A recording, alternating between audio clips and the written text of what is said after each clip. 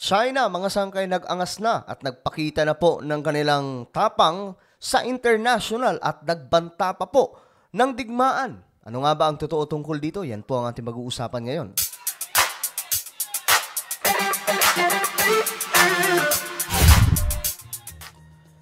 Okay, magandang oras po sa lahat ng ating mga taga-subaybay, sa lahat po ng mga solid sangkay, lahat po ng mga Pilipinong nanonood ngayon. Maraming salamat po sa inyong lahat. So pag-usapan po natin itong patungkol po sa China, no, na kung saan nilampaso po ni BBM o ni PBBM doon po sa Indonesia nung naganap po ang ASEAN Summit. But before we start mga sangkay, paki-check po muna kung kayo na po ay nakapag-subscribe dito sa ating channel. Sa baba po ng video na to, may makikita po kayong subscribe button. So pindutin nyo lamang po yan, tapos i-click nyo yung bell at i-click nyo rin po yung all. Ulitin ko, click the subscribe down below. Okay? Tapos click nyo po yung bell at i-click nyo po yung all. So ito na nga po. Ay, yung mga nasa Facebook page, i-follow nyo po yung ating Facebook. Okay? Okay guys, ito nga po yun. Nagbanta po ang China. Sabi po dito, New Cold War. China warns against New Cold War at ASEAN Summit. So nagbanta po ang China ng panibagong Cold War. Chinese Premier Li Qiang said on Wednesday, it is important to avoid a new Cold War. Alam niyo mga sangkay, itong pasaring ng China ay matinding parinig po ito, hindi lamang po sa US and the other countries. Mismong Pilipinas sa mga sangkay ang binabantaan nito. Okay? Sabi po dito, kumbaga parang sinasabi po niya na mahalaga na tayo ay mag-iingat at iwasan natin ang posibleng bagong Cold War. Ano ibig sabihin nun? Yung kanilang pag-aangas doon po sa West Philippine Sea, okay lang, pababayaan para lamang maiwasan ito. Parinig ng parinig mga sangkay. Kasi si PBBM, wala na, I don't know kung napuno na ang ating presidente. Doon po sa summit na yon, nagsalita na po ng medyo matikas laban po sa China. At ayon nga po sa balita mga sangkay, sinabi po doon na bawal na ang magsigasigaan o maghari-harian sa teritoryo. Sabi po dito, it is important to avoid a new Cold War when dealing with conflicts between countries as world leaders gathered in Indonesia amid sharpening geopolitical rivalries across the Indo-Pacific region. So mainit po talagang usapin ito mga sangkay. Speaking at an annual summit involving members of the Association of Southeast Asian Nations, ASEAN, and China, Japan, and South Korea, Lee said countries needed to appropriately handle differences and disputes. Actually, mga sangkay, may point.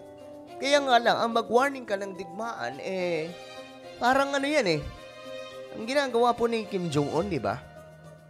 Lagi pong nag-aangas na ready na sila sa digmaan and anytime mangyayari. Parang parang ganun po yung dating ngayon ng China. At present, it is very important to oppose taking sides, block confrontation, and a new Cold War. Parang sinasabi po dito na wag tayong kumampi kahit na sino. Pabayaan nyo lang kami. Diba? Pabayaan nyo lang kami na mambuli sa Pilipinas o kahit na ano pang mga bansa. Parang ganun po yung dating ng message na ito nitong Chinese Premier. ASEAN, which has warned of the danger of getting dragged into major powers disputes. Winarningan po yung mga bansa sa ASEAN. It is also holding wider talks with Lee, U.S. Vice President Kamala Harris, and leaders of partner countries including Japan, South Korea, Australia, and India. So, minarningan po yung mga bansa na nasasakop po sa ASEAN, no? Iba rin tong China no? Pero mga sangkay, alam nyo, itong nagaganap ngayon sa ating mundo ay tila baga ito po ay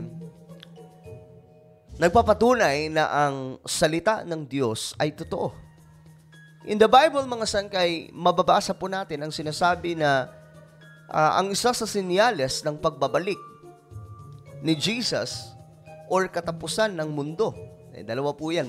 Pag bumalik si Jesus, hindi pa po talaga yun yung pinakakatapusan ng mundo. Marami pa pong pwedeng mangyari, mga sangkay, at nakaano po yun, nakalinya po, ayon po yun sa propesiya na nakasulat sa Word of God.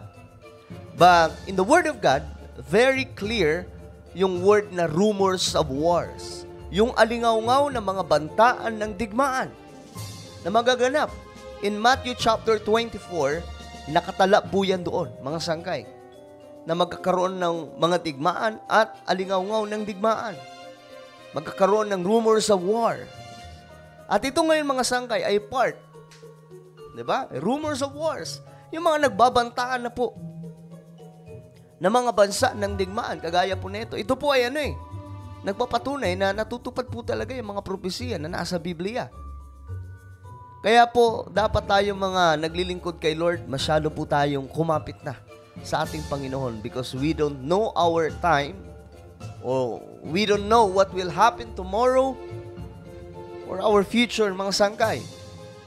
It's important na mas lalo po nating ilapit ang ating sarili sa ating Panginoon sa kabila po ng mga nagaganap sa ating mundo.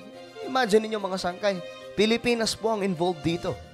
China, nagwa-warning po, hindi lamang po talaga yan sa hindi lamang po talaga yan sa Amerika. We know naman, mga sangkay, na naglalaban po talaga ang China at USA. Pero, syempre, damay po tayo kasi nga po, andyan po yung pinag-aagawang teritoryo. Binubuli po ng China ang Pilipinas. Yan po ang kanilang ginagawa dyan sa ating teritoryo. At ngayon nga, mga sangkay, di ba, naglabas nga po sila ng mapa, naglabas po ng mapa ang China na halos sakupin na yung buong Pilipinas. Yung 10 dash line.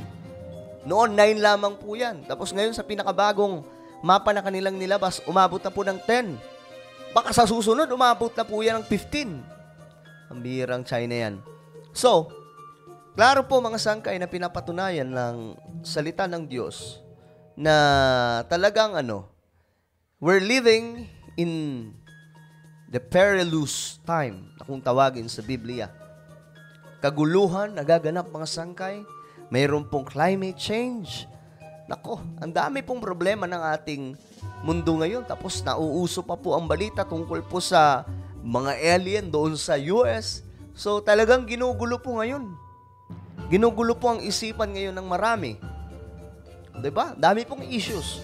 Pero mga sangkay, tayo mga naglilingkod kay Lord, ang kinakailangan po nating gawin is mas lalo po tayong kumapit sa Kanya. Kasi ito mga nagaganap, ginagawan po talaga ni Satan Lucifer ng pamamaraan para guluhin ang ating faith, ang ating pananampalataya. High on the agenda at the gatherings in Jakarta is concerned about China's increasingly assertive activity in the South China Sea, an important trade corridor in which several ASEAN members have claims that conflict with China. In remarks at the start of the meeting with ASEAN leaders, Harris said the United States was committed to the region. Nako, alam nyo, ang nagpapalala ng tensyon ay US. Okay? Pwede nating sisihin ang Amerika, pwede nating sisihin ang China. Pero mga sangkay, again and again, it is written in the Word of God that in the last days, maririnig po talaga natin ang rumors of wars. Diba? Marami pa po yan, yung mga salot, mga sangkay na lalabas, mga trahedya na lalabas. Diba? At ngayon, sabay-sabay po yan na nangyayari. Kaya naman, mga sangkay, ito po yung time na mas lalo po talaga natin pag-igihan yung ating paglilingkod kay Lord. So, eto mga sangkay, itong mga information na to, inaano na lang dito, tinutukoy na ang China gumawa po ng mapa na kung saan binubuli na po ang ating bansa.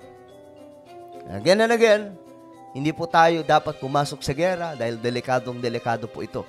Kaya naman mga sangkay, pag-igihan po natin ang ating pananalangin para sa ating bansa nang sa ganun, hindi po tayo mapasubo sa anumang digmaan dahil delikadong-delikado po yan. Ang mangyayari dyan is nuclear war. So, gaya na naman ng World War II, madadamay na naman po tayo sa digmaan na ito. So, ano po ang inyong komento tungkol po dito? I-comment nyo po sa ibaba ang inyong mga opinion. And now, I invite you guys to please subscribe my YouTube channel, Sangkay Revelation. Hanapin nyo po ito sa YouTube at kapag nakita nyo ng mga sangkay, i-click nyo yung subscribe, i-click ang bell at i-click nyo po yung all. So, muna po ay magpapaalam hanggang sa muli. This is me, Sangkay Janjan. Palagi nyo pong tatandaan that Jesus loves you. God bless everyone.